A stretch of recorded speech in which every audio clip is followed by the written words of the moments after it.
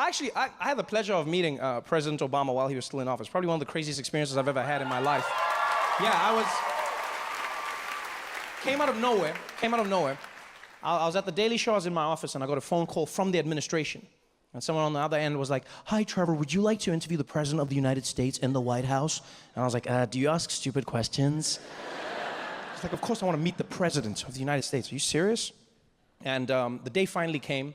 Went to DC with my TV crew, and they set us up in a room which is literally opposite the Oval Office.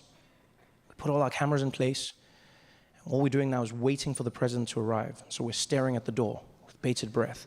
And the reason we're staring is because they don't give you an exact time of the President's arrival for his safety, right? So they just give you a window, like the cable guy.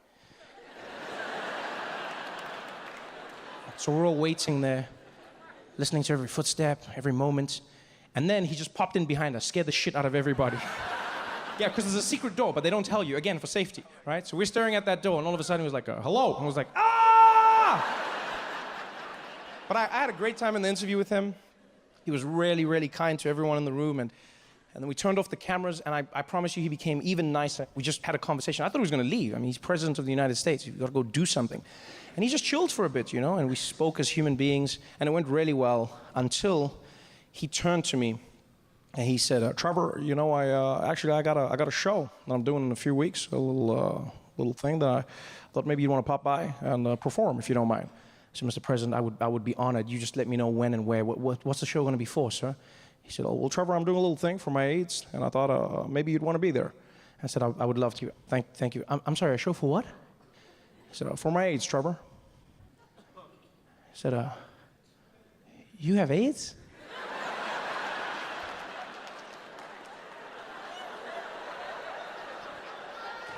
And then he explained what he meant. And I wanted the earth to swallow me whole. Because I had just looked at the President of the United States and asked him if he had AIDS. And you know what the worst thing is that he was nice to me as well? Because I said that, and then he explained, and then I was like, "Oh, I'm so sorry, Mr. President, I didn't mean that. I don't even know why I thought it's just like you said AIDS, and then like the AIDS, and, you know, because here's the thing, in my defense, right, I get it now. He means AIDS as in the White House aides, the people who help the president. I get it now, but in my defense, where I'm from, AIDS is some other shit that doesn't help anybody. No one in Africa is walking around like, "Let me introduce you to my AIDS, huh?" So now I'm here and I'm frazzled and I'm like, "Mr. President, I'm so sorry, I didn't mean that. You don't have AIDS. You definitely, and even if you did have AIDS, there's nothing wrong with having AIDS. There's no stigma. We can still be cool. Actually, I don't even know why I'm saying this. I'm so sorry." And he's like, Trevor, calm down. Trevor, calm down. I was like, "I'm so sorry, Mr. President. I'm so sorry. I shouldn't have said I'm probably the dumbest person you've ever met, Mr. President." He's like, "No, Trevor, calm down. I'm the dumbest person you've ever met." He's like, "No, Trevor, that's not true. I've met Trump." Get out of here! New York! I'm walking over here! That was all I thought New York was before I came here. I just thought it was a city of people almost getting run over. Just everyone walking into the street, a taxi rolling up, slamming the hood. "I'm walking over here! What's wrong with you? You want some coffee?" I didn't even know what that meant. All I knew was one day I was going to go to New York City, and I too was going to almost get run over by a car. I had a dream and I set out. And you know what? It's a lot harder than it seems. You know, in the movies, they make it look simple. They make it look like you run out, the car almost hits you, you do that thing, you slam the hood and then move on. But it's not that easy. It's all about timing. It's all about timing. It's all about being precise. You have to get out there at the exact same time that the taxi is there so that it stops so that you can hit the hood, right? If you don't have the guts and you come out too late, the car's gone. It's a waste of everyone's time.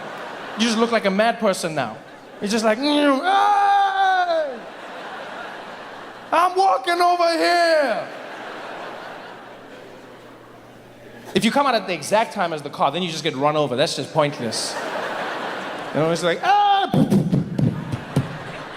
"Hey, he was walking over here. What's wrong with you?" The worst though is when you come out too early. because that's just awkward for everyone involved. Because you come out and then the car stops, but you can't reach the hood.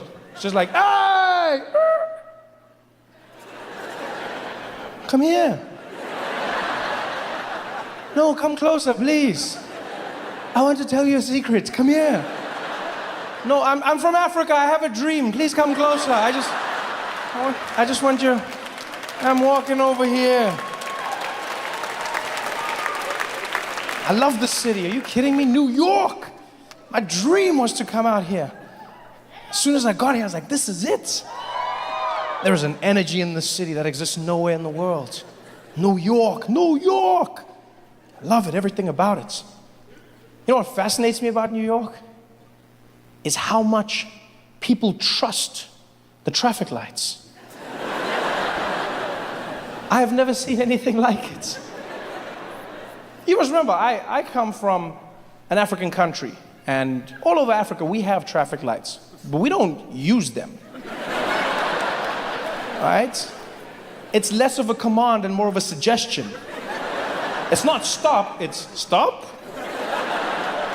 It's almost like, you know, it's almost like an African traveled the world, saw that other people had traffic lights, and then just brought them back, but didn't know what they were for. Like the guy was just like, guys, we need to get traffic lights, huh? And people were like, what for? It's for the intersection. It adds atmosphere. But no one actually knew what it was about. We don't care about the lights, and we don't trust the lights. But in New York, I've never seen it. People trust that light with their lives. I was walking through the streets one day. I was walking next to this man. I'll never forget this, right? He's standing there on the sidewalk, and the light changes in our favor. And I look to the side, and there's this truck that is barreling down the road. And I'm looking at the truck, and as soon as the light changes, the guy next to me, he just steps out into the road. And so instinctively, I stuck my hand out to protect him. I was like, yo, dude, there's a truck. And he was like, it's okay, we've got the light.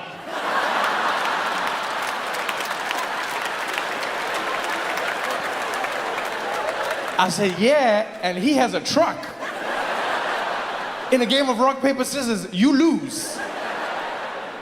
But he was so confident. He was like, it's okay, we got the light. Come on, let's go.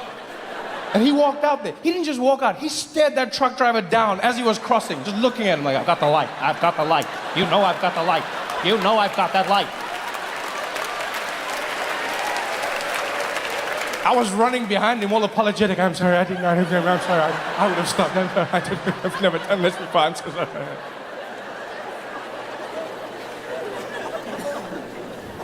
I walked with that man for 12 blocks. And let me tell you, I have never been imbued with the confidence of another human being the way I was with him. I started that day thinking and pondering before stepping out. And after a few blocks with him, I started believing. And after 8 blocks, it was the only way I knew how to live. I had my phone out. I was tweeting and texting. I didn't play games. I'd be looking down, look up, the light would change, and I was out. I didn't care if a truck or a train was coming towards me. I was out. Because I've come to realize in America, if you've got the white man on your side, you can do whatever you like.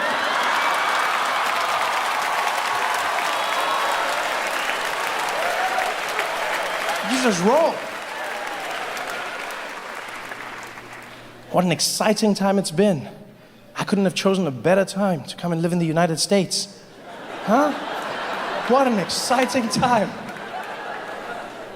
I'm surprised that with everything that's happened, it hasn't all burned down. I've been coming to the United States on and off, visiting for almost 10 years. And what was great about visiting on and off was I got to experience America in snapshots. You know, I would feel what the people were feeling. I would get an idea of what the populace was going through. And I'll never forget how every time I came to America, one of the biggest things I noticed was how Black Americans were having a tough time. I remember the first time I came out, I was staying on the West Coast, and I met a young African-American man in Compton. And we were hanging out at a comedy club. And this guy, he looked over at me and he's like, hey, yo, Trevor. He's like, you the dude from Africa, man? I said, yeah, I'm one of them, yeah. He's like, yo, man, I can't front, B. It's an honor to meet you, man. It's an honor to meet you, man. Yo, man, I always wanted to meet a dude from Africa. You an OG, man. You an OG. I was like, thank you. He's like, yeah, man, you know how hard it is out here for a black man? Dude, I can't front, man. You can't get no jobs, man. The cops be on your ass all the time, man. Yo, I'm finna go to Africa myself, man.